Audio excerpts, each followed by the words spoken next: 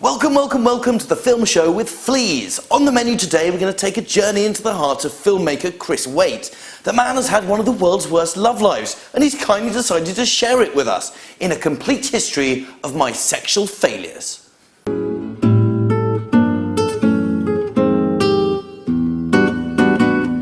So what's the plot? Chris Waitt is, by his own admission, a loser in love. After 13 relationships, 47 minor erotic encounters, and 16,425 unfulfilled sexual impulses, he decides to work out what's going wrong. So with a camera crew in tow, Waitt goes to interview all of his ex-girlfriends to find out exactly why he's failed along the way.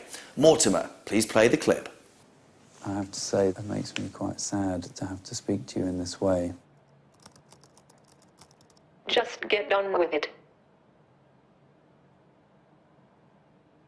What are your memories of our relationship? Good or bad memories? Good.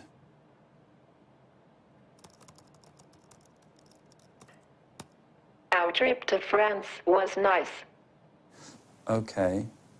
What about the bad memories?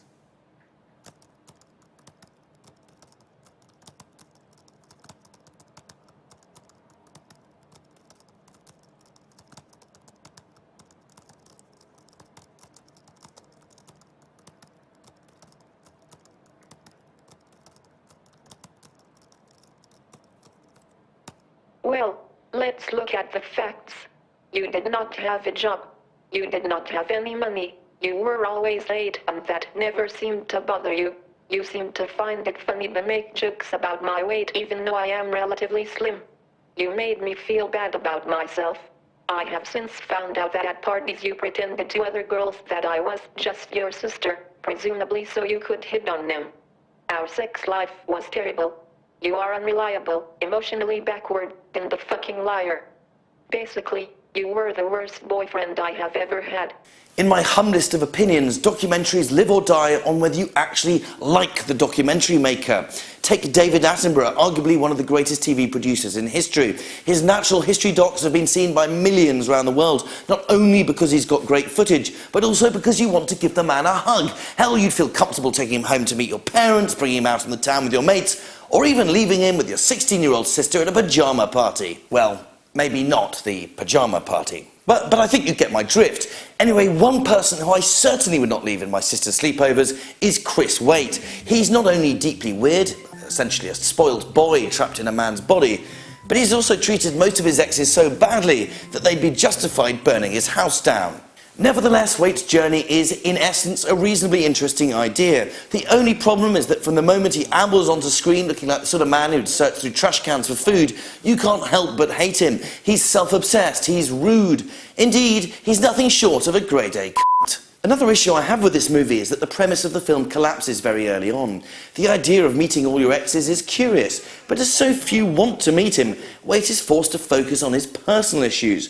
Unfortunately for the viewer, this is his dysfunctional penis, which, in a new low for movie making, we get to see flagellated in a torture dungeon. Now, I'm not a squeamish man, but I think that any movie that shows a genuine flaccid penis should carry a disclaimer, a penis alert, perhaps a wanger warning. But unfortunately, Waitt didn't warn me, so I've taken the bullet for you guys. Trust me, it's not a pretty sight. But do you know what? My biggest issue with the complete history of my sexual failure is not the unlikable protagonist, nor the pointlessness of the whole project, nor the flaccid penis, but a disclaimer written in small print at the beginning of the credits.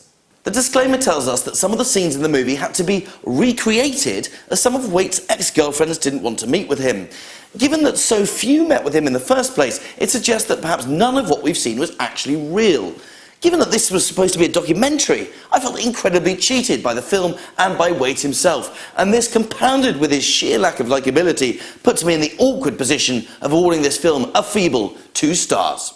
And finally, it's time for Piggy Snacks, and on the menu today, something all the way from Italy, and we know how much we love the Italian snacks. It's called a choco croc, a bastoncini di puro cioccolata, and if that doesn't make you excited, I don't know what will. In we go. And what we've got here is a little tube-like affair, somewhere in between a large cigarette and a small cigar. Only one thing to do, have a go. instantly so rewarding, so heavenly, so absolutely surprising and yet delicious at the same time. We've got wafer, we've got good, deep, rich chocolate notes hitting the back of the mouth. Let me have one more go. Oh yes, oh yes, oh yes. This is like a magic chocolate wand. It's something that could lay a spell on any mouth. And this mouth is absolutely enchanted by it right now. I'm short of breath. I'm so damn excited. I think this could be, yes, it's 5 stars!